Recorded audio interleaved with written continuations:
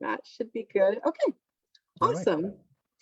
So for everybody, we are live with Jen's Pen Live, and we're talking to Tor Seppola, who is in Norway, and he is a Cosmocentric Viking. So let's find out more about that. It is Tor, a mouthful. There you go. Sounds very interesting, and like there's a good story behind it. So we'd love to hear that. Yeah. Yeah, because a lot of people have asked me, what does that mean? I've actually been called a cult leader because of it. I know. I mean, when people don't understand something, assumptions come quickly. That's a good point. Yeah.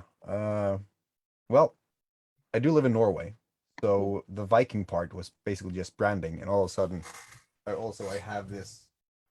have things all over the place, right? I'm really into Norse mythology, and I really love the values and everything that they stood for. So fascinating. Yeah. Norse mythology. I mean, I don't know nearly as much as I should about it, but they have some good stories. Right? Yeah. And I guess the Viking part basically came from they sailed west, not knowing what was waiting on the other side. For all they knew, they could just fall off the edge, right? Mm-hmm. So that took some massive cojones. And that's kind of what personal development is all about. If you want to do something in life, you want to go into the unknown fearlessly. Yeah. And there's this I believe it's Japanese concept called kaizen, which is ever growing development and constant progress fearlessly. But I feel like I'm a Viking, so I need to figure out some way to change that. So we did that. And the Cosmocentric, it's a way of life almost. And I didn't really realize that it was something that I was doing, because it was almost like you're building the plane in the air, right? You're just living your life, and then all of a sudden it's like, okay, is there a term for this, right? Because people started to comment on different things, and such as I do have quite the story, so I can yes, that's what we're here for. Give us a story. Yeah, it's I will tell you the bullet points, and then how that ended up in Cosmocentric. Because Cosmocentric is just the fourth point of a list of things. So you have egocentric, which is just you do everything for yourself. A very small percentage of the world is like this, where they do everything, don't shy away from anything to further their own cause, right? Mm-hmm. Then we have ethnocentric, which is where you have something in common with another person. So if you like Liverpool, it's like, I like you because you like the same thing as me. And then there's world-centric, so you like all people, but it's kind of limited to the world. And then you have cosmocentric, where you have equal amounts of love for every human and every fly and everything, every subatomic quantum fluctuation in a vacuum and a Planck scale from now into all of perpetuity in the entire cosmos. So it's like you're living knowing that everything you do right now is a seed that can impact the future in some way, and then making sure that that is a positive thing to do. It's a very liberating way to live, I would say. And that's now, fantastic. That's fascinating. Yeah, it is, right? And it came because of the story. Do tell. Yeah, I'm a very firm believer that you can't really appreciate good things without having the bad. There's no light without dark. There's no cold without warmth, all that stuff. Absolutely. And when I was 18, I believe it was the 18th or 19th birthday, I was in the hospital because had been diagnosed with an inoperable blood clot. So basically, I woke up one day with an arm that was 11 centimeters larger in diameter than my other arm, and it was puzzling because this was not normal. So after a lot of tests, they figure out this was a very rare type of blood clot, and it kind of stopped me from doing a lot of things. I dropped out of school, I couldn't work, and it impacted me a lot. So I got into this very dark mindset. I was very victimized. I did not know anything that I wanted to do in life. I had no ambition, no nothing. And that ended up in me being with the wrong crowd, right? Mhm. Yeah. Because I didn't have school or anything, I just partied and I was with criminals and I started to become a criminal. Mhm. And all of a sudden, one night, for some reason, was gonna go into a store and get a PlayStation 3. Don't know why, because I was really drunk. But long story short, that night ended with me being involved in burning down a mall. And this is in a very small town in Norway. So this was a very big piece of news because nothing like this ever happened. Mhm. I woke up the next day with 2 police officers standing outside, and that started my journey into prison and all that stuff and landed me $4 million in debt at age 20. So that was also kind of the contrast where you see that life can be quite difficult, right? Yeah. Because you're still figuring out life at that age. So I got out of prison quite quickly because they saw that I wasn't a criminal. This was the first thing that I did. Mhm. But inside of me, I was a criminal. I had been branded by my society. I was like just acting the part. Right. So I committed 3 armed robberies to try to pay for this debt, which landed me in prison for 3 years. And in there, I was constantly battling thoughts of snapping my neck in the sink because they found a loophole. Instead of having me in complete solitary confinement for 13 days or 14 days, every 13 day, they just prolonged the process. So I was in complete solitary confinement for 3 months. And after that, I was kind of way out there. I had to learn how to live in my mind. And I didn't really see the benefit that would have because it kind of burned out a lot of things in me. I was a very jealous person back then, but when you can't control, check up on, or do anything that you want to do due to the jealousy, it kind of just fizzles out because what can you do, right? You can just Right. call someone. So after 3 years, I got out and I started to try to build a new life. Got a new job. I worked. I tried. I thought I had it going, right? I thought I had everything under control, but then the blood clot came back and I started to faint on the job and everything kind of fizzled out again. So I had to quit. I had received a son during this, and I started to figure out how to make money for myself, where I didn't have any bosses. I didn't have anyone controlling my time. I could be myself. Right. I went through a lot of things. I mean, the journey to become a online entrepreneur, some people might find it right away. I went through every single thing I can think of, including being a sex chat operator in the beginning. My moral could not handle that, so I just had to quit. Mhm. But I learned a lot about how it is to make money online. It's not as easy as a lot of people would have it to be, right? Right. Right. And then I took a break. So I headed up to a Viking festival because I had broken up with my son's mother. We Mhm. were in this relationship where I was feeling drained. And Okay. I have a lot of concepts or talks about this because it's like when you have, without going really deep into the quantum physics of it all, if you are vibrating on a high level and you are with someone who's really victimized and low level, Yeah. you're going to drain yourself and you're going to Yeah. pull them up and they're going to be addicted. You're going to feel bad. Yeah. It was not sustainable. So we split up. And sometime later, when I headed up to the festival, I met a girl. Mhm. And she was not a citizen of Norway. I did not know that then. But we Mhm. met, we saw each other. She came over, picked me up from the crowd. She went up behind me from the log I was sitting on, and I just put my head in her lap, but as if we've always known each other, right? And that was it. After that, it's been a constant fight because I did not know she was not a citizen. So we kind of went up against the system, right? Gosh. Oh my Yeah. goodness. Yeah. Where was she So from? she was from Chile. She is from Chile. So my life changed more than I thought at that festival because one should think that one would learn from having that debt, the prison, all that stuff. But I didn't. And I met her.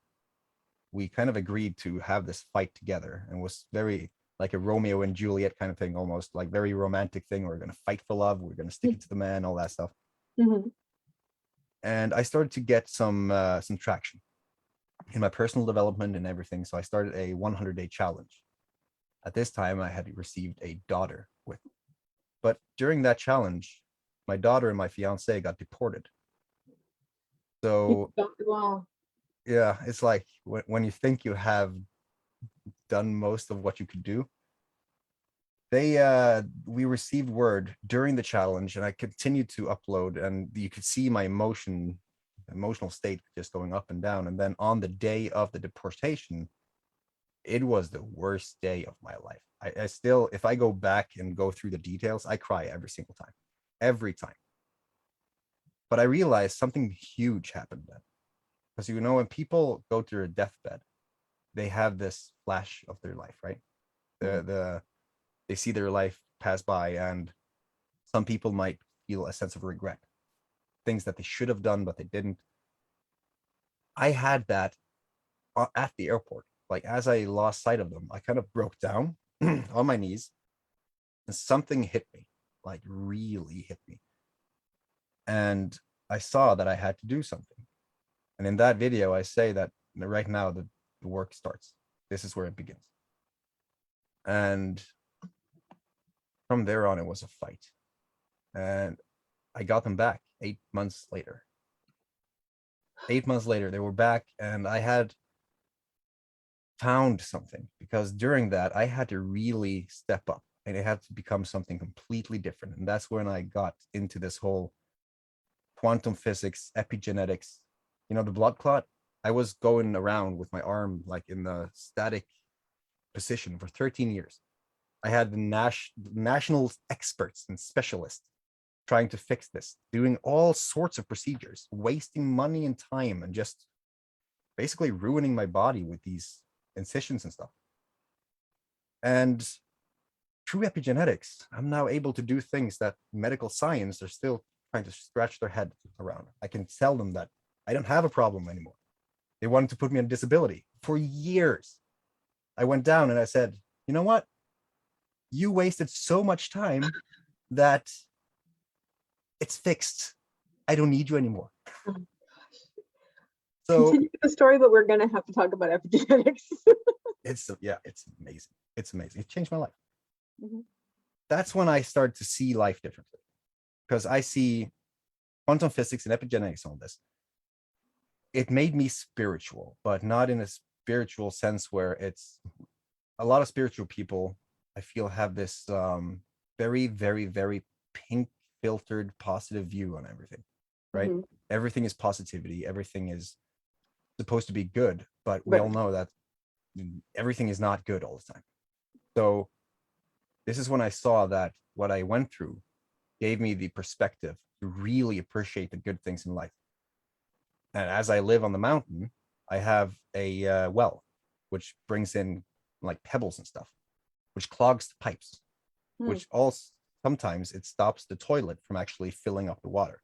Okay. So I'm saying, like, in a slight deep sense, be grateful that you can flush your shit, because we all have the power and the ability to take our past and use it for good instead of being held back by it. You can flush it. Be grateful for that. So I started to just work on all this, and after that, my life became an experiment. I do not like overweight fitness instructors, so I wanted to really live my authentic self. That's basically what I do. I say that I teach people how to find their authentic self so that they can forge their legacy. That's a mouthful. So, but it's beautiful. Yeah, it kind of came naturally. Like when people said that, what is this, right? And then I read Cosmocentric worldview. What is that? And then everything just kind of added to it. Because the FML project, what I do. Yes. Have you read anything about the FML project? I went over your website, but I was reading more about you and your background. Yeah. But yeah, I mean, It is literally like, motivation, love, like, yeah. yeah, fulfillment, motivation, and love is the things that came after. I was doing a meditation, and all of a sudden I was saying, fuck my life, right? Mm. Just going through everything, just taking inventory of what I went through, and just for some reason I stopped and then I stopped to think a little bit more, and it's like, fuck my life. And then as I continued to think, it was like, fuck my life, right? So it became 3 levels My of life. FML. So it just continued to grow and grow and grow. And all of a sudden I said that, okay, I'm not going to have any handouts. The system wanted to put me on disability. I believe that in Norway, we have a lot of people who just do that and get money for nothing, right? They have nothing wrong with them, but they still get the money, something that we had to fight for. And then you are stuck in this invisible prison. You don't see how comfortable you are. You have no need to do anything that is going to go out of your comfort zone, and you're going to be stuck there. You're just going to have it okay, right? Yeah, that's the bare bones of life. You're not even going to Exactly. experience anything. You're not going to stretch. You're not going to become better than you could be. Exactly. So I decided I was going to figure this out no matter what. So I did not take any money. There were times where we really struggled. I sold my car in parts to kind of pay for bills sometimes. And because of that, I know how it is to be truly poor, to have nothing, to have to fight for what you have. And here we are now with all those experiences. Now I basically just teach people how to find themselves, how to tap into this amazing universe that we are part of, and in a very scientific way, right? With quantum physics and epigenetics, which we're going to get to right now. Excellent. Because literally we have so many superpowers. Like Wim Hof. Have you heard of him? Yes. Yeah, he's amazing, right? The Iceman. I tried that. I tried to kind of take these ice cold showers. The breathing. Yeah. Yeah. Changed my entire life. I was never sick. Really? Yeah. I never froze. I was never cold. I could go out and basically barefoot in the winter, no problem. I was like, I've been to Norway and I had to wear these suits that I didn't even realize existed before I got there. It is cold, right? It's cold there. It's a different kind of cold. Yeah, it is. So because I also think that is really cold when it's cold, but with the Wim Hof technique, everything, all of a sudden it was no problem because I had kind of reframed the whole concept of cold. And then with epigenetics, because I had this entire thing going on with blood clot, right? Epigenetics really means like above the gene. It literally means above the gene.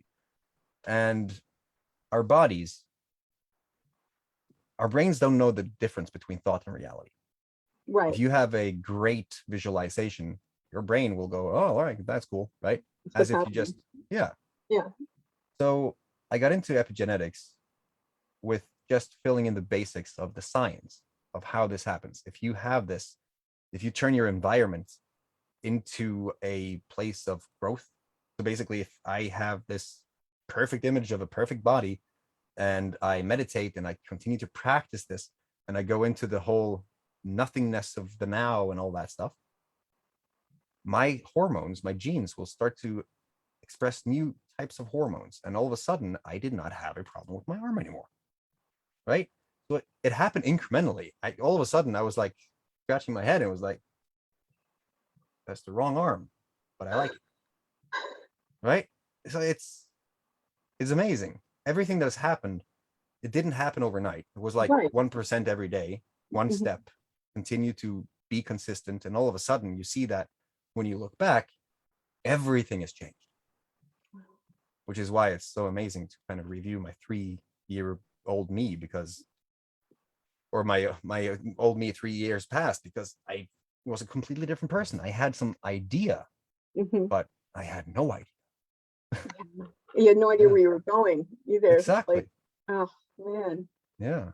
That's amazing. That must be so interesting to see, like, just to look back on where you were. Yeah.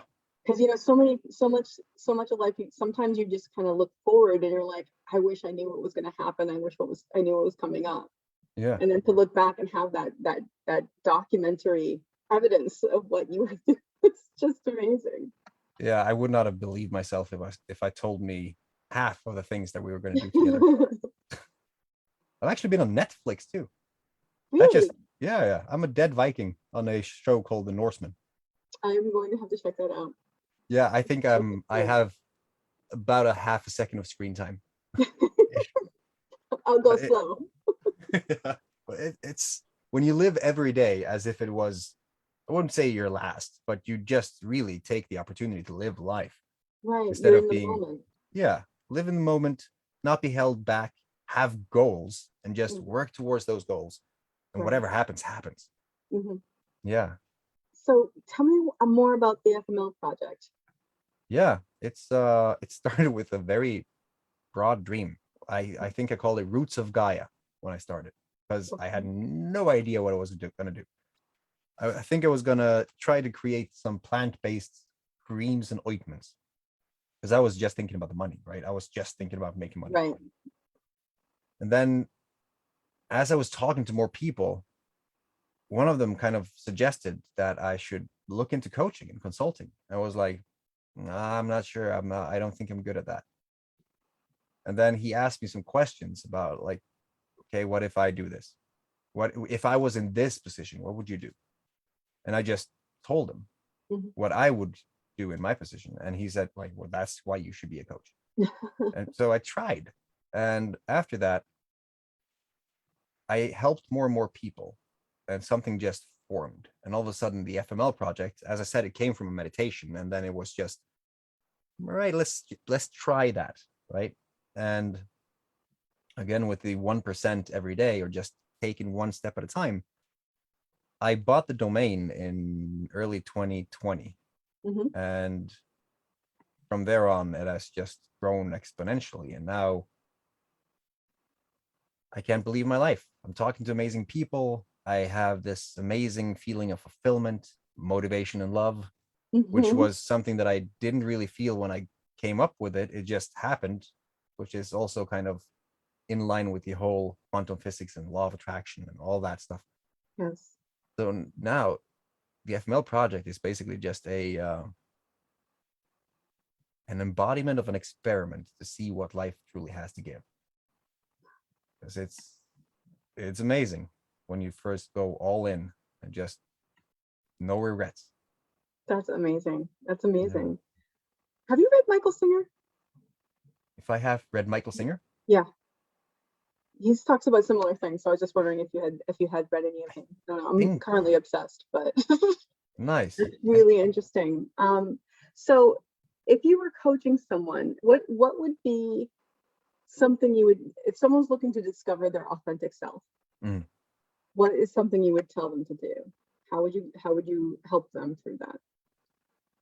I would see how they're acting in their day. Like when I'm talking to people, it's really easy to pick up on these negative self-talk, right? If they're Yeah. talking like, I can't do that.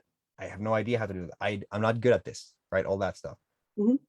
Try to poke a little bit into that just to see that, all right, but you actually do have value. Like you've gone through some shit in your life. You know that things could be worse and you got through them. And because you got through them, you have some value. And when they start to see that they have some value, then based on what they want to do, the FML project is basically how to become free in your mind and your life, right? So the control over thoughts and emotions that is going to lead to you having more of a sense of balance in life, and then using your past to create a free online income. Because some people will have a job that they hate, which is basically just a problem of everything. Yeah. And coming from a soul sucking factory job myself, I knew that, yeah, people want to change, but sometimes they really don't know how. And because I went through everything, I start to listen to what they have, what they really know, what they truly are passionate about. Mm. And then I ask, well, have you thought about this? Let's say that they love writing. Have you thought about a blog? So I don't know how to do that. Well, this is how you do that. Right. And we just go through that. And then it's like, huh, yeah, well, now that you're saying that, maybe I should consider that. And all of a sudden they start to do things that was not their status quo the day before. Right. Right. because we are operated by, we're so habitual. This is, have you read Joe Dispenza? No, I haven't. He, I'm trying to remember what, because I know the name. I have Joe Dispenza. Yeah. I'm going to get down. he is huge within the epigenetics. Okay. Yeah, he says that we are basically living through 60 to 70,000 thoughts during one day, right? And 95% of those thoughts just gets carried over to the next day unless they're interrupted. So if we don't do, yeah, we brush our teeth the same way, we do our routine in the shower, we get dressed the same way, we drive a car, we don't even think about what we're doing, we're just doing it. I think I saw an interview with him on impact theory. I don't know if you know that. So that's why I know the name. Yeah. That was very fascinating. Yeah. So the idea that you like basically we're programmed robots. Exactly. And then you have to reprogram that. You have to turn your software into your hardware, as he says. Yeah. And now seeing the other side of that concept, it's so true. Like it's everything changes when you start to see the habits, see what you're doing, notice and be aware of what you think and what you say and how you act and all that stuff. And then just having something that is worth fighting for. Because when I ask people, what do you want in life? You know, if I ask people what they don't want in life, they usually have a list of about 10 things right off the bat. But ask them what they do want in life, they will have to think about it. And our brains, because I think this is also Joe Dispenza, we have this sorting mechanism, the reticular activating system in our brain. Right. Yeah. If we keep thinking about the negative things, we're going to see everything that is associated with those negative things because that's our brains telling us what we're thinking about. Who's basically manifesting what we're seeing in our brain. Yeah. We can do that with a blue car. Yeah. We see blue cars everywhere. Exactly. And this works for everything else too. If you all of a sudden start asking yourself, why am I so loved? Why do I love life so much? All of a sudden it's going to be like, that's why. Oh, that's another one. Cool, right? And then you're going to have a list of why you love life. And then you're just going to change out those things that you thought about before that was negatively inclined. And, you know, neurons that fire together, wire together. So you're going to fade away those negative ones, create new ones, empower those. And all of a sudden it's the habit. And you don't really realize what happened. You're just there in a new reality, completely different from where we were. Everything is amazing.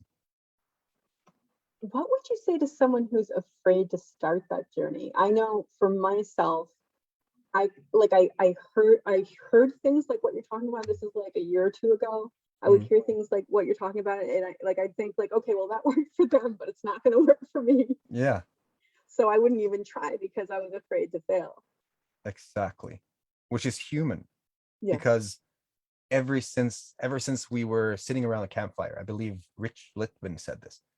We were sitting around campfires, and if you stood out, if you raised your voice, you were going to exile. You could be exiled, you could be killed, you could be just thrown out. You do not want to stand out from the crowd, right? Throughout history, that has just been empowered. We're just the product of our parents, who's product from their parents, and so on until, you know, the first caveman. So breaking those evolutionary bonds is hard. But they also say go into the fear. What could happen, right? If you were to, let's say, public speaking is such a huge thing because people say that they would rather die, some people, than speak on stage. And that's interesting because that's very interesting. Yeah, what would happen if you speak on stage? You're like, you're living your life. Why should the opinions of other people have any impact on how you live your life? Right. So if you go on stage, what if you poop yourself? That would be horrible, right? But odds are that you won't. Probably not. Yeah, you might. Exactly. You might have some sweat. Exactly. Try to set you up for success. Don't have coffee. Don't have something that would upset your stomach and stuff. Just knowing that the worst thing that could happen is not really that bad if you're thinking about the bigger picture. And then try it. Because, and this, of course, say that to someone who's really, I cannot do this. It's going to be impossible for them to see that. But it doesn't have to be 1 to 100 right away. Like the 100-day challenge was one video every day. It was just keeping consistent with one challenge, forcing myself to do one thing. every day until it becomes a habit. Right. Yeah, because So just choose, like, someone like that would you would ask them to just choose one thing, and then eventually when they keep doing it, they learn to trust themselves and they see they are capable of doing exactly, something like that. exactly. And then they get at another thing. Like I started to get up at 5 a.m. in the morning. This was 3 years ago, and I'm still doing that every single day, no matter what. And it's because it's a habit. I can't not get up at 5 a.m. in the morning, which is weird. Yeah, exactly. So just taking one step at a time and knowing that if you want to speak on stage, there are levels. You could start to just install that new habit of getting up earlier in the morning, right? Trying to get a new morning routine. And then when that is good, you start to journal, just write down what you're doing. And then that becomes a habit. And then you start to talk to the camera. Maybe you don't even upload it. You just talk to the camera. That becomes a habit. And then you press go live. That becomes a habit. All of a sudden, you've been talking to so many people for so long, and you have such a good grasp on how you think that you can communicate your ideas. And because you are unique, nobody else have your experiences, your memories, and all that stuff. So nobody else is like you. You can't fail because there's no one like you, right? And all of a sudden you try it, and people are like, I like those thoughts. And then you're like, I like the fact that you like my thoughts. And then all of a sudden, there you are. You've done it. Yeah. Yep. That's awesome. So I guess, okay, so we're coming up on the end of the half hour. If someone wanted to get in touch with you and ask you for your services or whatever, how would they do that? What's the best way? The FMLproject.com. The FMLproject.com. Okay. Yeah. This has been so much fun, Tor. Thank you so much for agreeing to spend your time with me. Thank you. It was a pleasure. Excellent. I hope we can talk again soon sometime. Absolutely. I would love to. All right. Take care. Good night. You too. Good night.